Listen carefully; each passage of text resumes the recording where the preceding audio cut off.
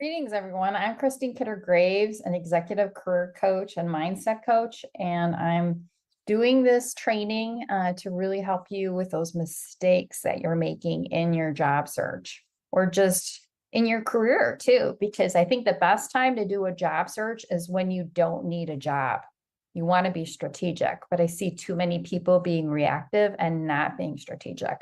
So if you're one of those people, you're pretty satisfied with your job right now, but you don't know what you would do next, or you don't feel you've been doing a good job with your connections, you're not laying the groundwork right now, then you want to watch this short training. Okay. And I'm going to get right into it. I am traveling. I'm really busy. So this is like a bare bones training. I don't have my nice PowerPoint that I typically like to have. So I'm just going to be sharing my Google Notes with you so you can see them. Okay. So anyway, so here we go.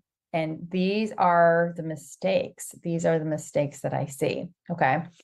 So anyway, number one, you need to be clear on your brand. If you're not clear on your brand, then why would anyone want to hire you? And if you're not clear on your brand, how can you speak to it? So you have to be clear on your brand.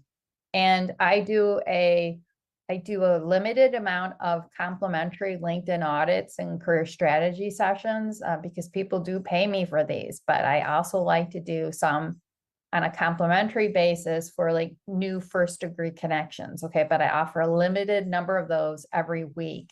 Okay. And if you and I haven't done that yet, I think that we should do that. But I also, people do pay. You want to be clear on your brand. And if you do that with me, I'm going to ask you the question of how do you rate your clarity in your brand on a scale from 1 to 10? If you're not a 9 or a 10 in your clarity for that, then we've got a problem. And then the other question I'd ask you is, how do you rate your clarity in your next position on a scale from 1 to 10? And again, if that's not a 9 or a 10, you've got a problem. And think of your brand as the arrow and that next role that you want to be in as the target. If you can't see the arrow or you can't see the target, they're not going to connect. You're not going to be able to connect them. And if you're unclear about both of them, then we've got major issues. So this is number one. You have to be clear on your brand. And when you're not clear on your brand, I see people doing this second mistake, which is updating their resume 20 times, 50 times, or their LinkedIn profile too many times. I mean, you want to keep them updated as you go through your job search process, but doing major updates, doing major changes, it's like you are not going in a clear path and you're just kind of going in circles, and it's very frustrating. It also zaps your energy and zaps your confidence too. So this is why being clear on your brand is so important. So again, if you haven't done one of those LinkedIn audit career strategy sessions with me, then number one, send me a connection request so we can connect. And I specialize in working with marketing and sales executives. Okay. But again, the time to be doing this is not when you need a job. Okay. But if you wait to do this when you need a job, excuse me, you are too late. So be strategic, be proactive. For all those of you who are happy in your role, you want to do that career strategy with me. All right. And then you just go to my profile and you can easily book that. So, but anyway, all right. Next thing is not being focused. So this again goes back to not being clear on your brand and how you want to use your brand. If you're not clear, if you're not focused, then you're going to be applying to everything under the sun, and that zaps your energy. And we need to conserve your energy because you are selling yourself, all right? And you are the product. So you need to take care of your product, and and that's not a good way to take care of your product by applying to everything under the sun. Now I know there's many of you out there who your full-time job right now is your job search, but you still need to be focused. That's one of the constant things. If you talk with anyone who's landed, ask them why they were successful. And many of those people will tell you because they were focused in their job search. They weren't applying to everything under the sun. All right. The next one on my list here is applying to online roles. This is definitely a waste of time. It's probably one of the biggest waste of time when you're doing a job search. However, if you do apply online, if you think you can be if you're applying in the first hour that posting is open, then I think that could be something that works, because I have had clients, CMOs, who have applied for a posting they really liked, and they applied to it in the first hour that it was live. Okay. Or another thing is, if you feel you can be one of the first 10 candidates, that would be a great thing too. Okay. You always want to work to get a referral at the company or someone who is a strong connection of the hiring manager. So a referral at the company, I'm talking about an employee who works there, okay, who can recommend you, who can go to bat for you.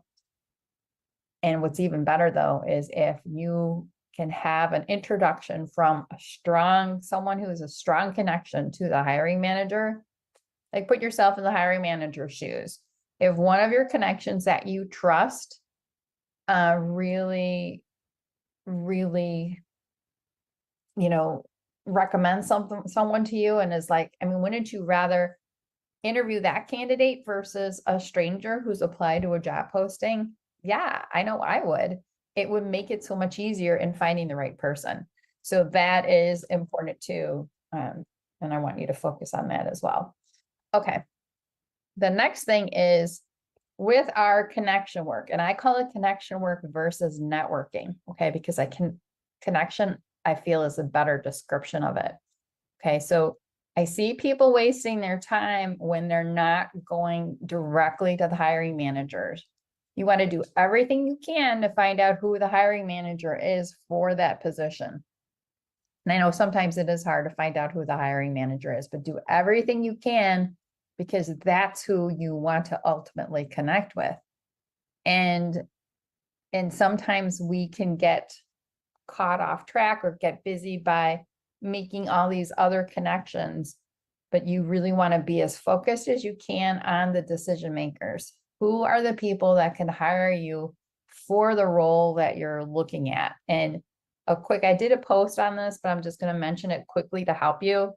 Evaluate your current connections in LinkedIn. All you have to do is go to your network, and then you can do a search in your network. You have to click on the filters and you have to go to the title, but you want to do this for your first degree connections. And for the jobs that you are targeting, like if I'm a CMO, typically I would think I'd be reporting to the CEO. So look at your connections and just type in CEO to see how many of your first degree connections have that title of CEO. And right away, you'll get a view of these are potential hiring managers for me. So, and most likely you probably have to grow that list. Do you really have enough of those people? And that way you can review those from there. But you want to be connecting with the right people. Also, to evaluate your connections, because let's say you are a CMO. Do you have the right connections that you need? And do you have diversity in your connections? Do you have so many marketing people? It's good to have people from other functions too, like HR. That's where that's where I come from. So making sure that you're connecting with people in HR. What about finance? Having CFOs in your network is really good because often I feel like CMOs and CFOs can be like butting heads. But if you have some CFOs in your corner, that would be huge. CIOs, CTOs, other people in the C-suite. But really trying to have diversity of functions. So you're not reinventing the wheel, but really having those good connections. Okay. So the diversity, having people from different functions. Also, too, pay attention to generations as well. I think it's good. In the workforce, we need diversity in generations, right? I firmly believe like diversity in every way really helps an organization to have a strong bottom line. Okay. And we want diversity. It's huge, but not just diversity in demographics, but what about age groups, generations? Okay. So even look at your connections for like, do you have too many people your own age? It's really good to have diversity and like try to connect with younger generations, older generations, really try to push outside of your comfort zone.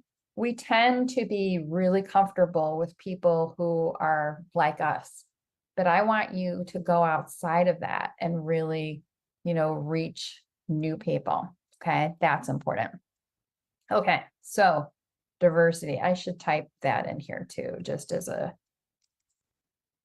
be diverse. Because it's not just diversity is not just something for employers to pursue. We need to pursue it too. And when we take that approach, I think we're really helping ourselves a lot and we're helping others as well. Getting advice from people who haven't gone before you. There's going to be so many friends and relatives, people that aren't trying to accomplish but what you're trying to accomplish. Yet they're not going to hesitate to give you advice. Okay. There will also be people, unfortunately, you may have a spouse or partner, a loved one, somebody who you're close to, but they're not your cheerleader. They're not, in fact, they could be the opposite, all right? You really want to help yourself as much as possible. Make sure that you have at least one cheerleader, someone who can be in your corner, who can be objective, but also who supports you and who believes in you. That's really important. And you want to get advice from people who have taken the path that you are taking right now. Talk with those people, find out how they did it, get advice from them. That's really important. Okay. So, and look at the journey, look at the path that they took. Maybe it's a path that you can emulate as well, but you definitely want to work on that. All right. And then not asking for help and trying to do it all alone.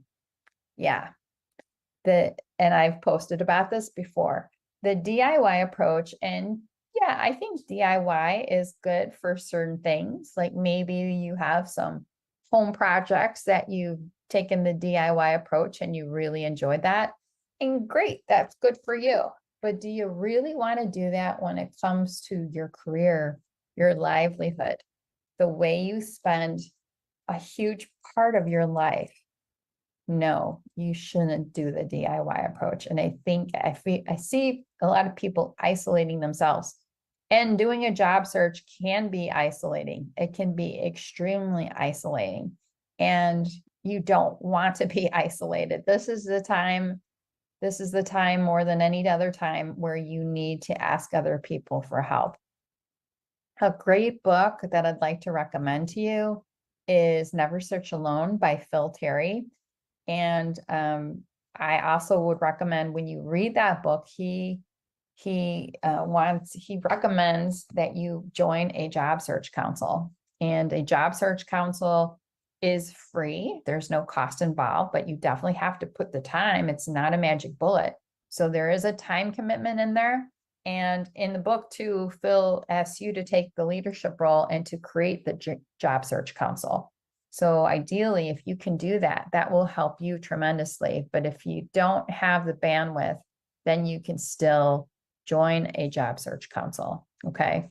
But regardless, you shouldn't be doing it all alone. You need help, and you need information on the market. As a human being, you have blind spots that you shouldn't expect yourself to see. So how are you going to deal with those blind spots? You're going to talk with your connections and your existing connections, and you're also going to work to make new connections. That's really important. Okay. That is very important. So I want you to replace the do it yourself approach with the do it with others approach. Who else can you go on this job search journey with? Other people that are experiencing similar things to you, and you want to help each other out and really, support each other. That's important. And then also too, you want to be connecting with those people who are boosters. Another great book is The 2-Hour Job Search by Steve Dalton. And he talks about the different types of people that you will connect with. And boosters are the best people to connect with. And boosters can be total strangers too, who want to help you in any way they possibly can. If you want to find those strangers easily on LinkedIn who will help you, look for the LION designation. And LION is spelled LION, and it stands for LinkedIn Open Networker. Okay. And there are groups on LinkedIn that are for lions. All right. So you want to do that. That will help you.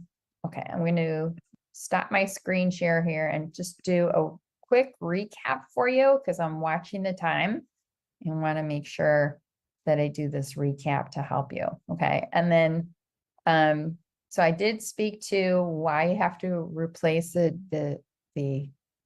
DIY approach with the DW, do it with other approach. On pre-work, I wanted to just touch upon that. In my information on this training, I talk about why pre-work must be done even before updating your resume. Okay. And pre-work, what I define as the pre-work is being clear on your brand. So you're dead in the water in your job search. If you start it, if you go to update your resume and your LinkedIn profile, and you're not clear on your brand, and you're not clear on how you want to use it. Okay. So you have to, that is the pre-work that you have to do to start your job search in order to launch it. That has to be done. And I do speak to that, if you do a LinkedIn audit with me, a LinkedIn audit career strategy call. So we definitely cover that. And, how to easily kickstart your lagging job search or connection activity now. Really, the best way I feel you can do that. Well, I know the best way that I can help you without you being one of my clients is by doing that LinkedIn audit career strategy, because there's so many LinkedIn profiles that I'm still seeing out there that need a huge makeover, that are really bad. Okay. And think about it this way. If you don't have people easily finding you, if you don't have relevant opportunities easily finding you on LinkedIn, your LinkedIn profile is not working for you, and it needs to be fixed. When it's optimized and when relevant opportunities are easily able to find you, then that makes your job search super easy. It makes it streamlined. It reduces your stress, and it really helps you to easily connect with those opportunities.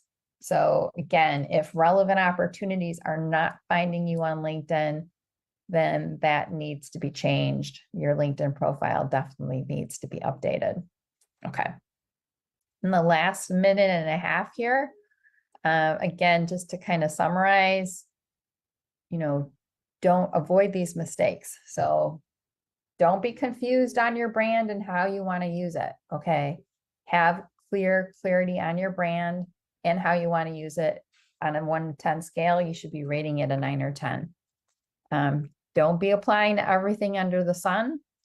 Don't be updating your resume and LinkedIn profile 20 plus times. That's too much. You can keep them updated, but don't be doing all these full revisions. Okay.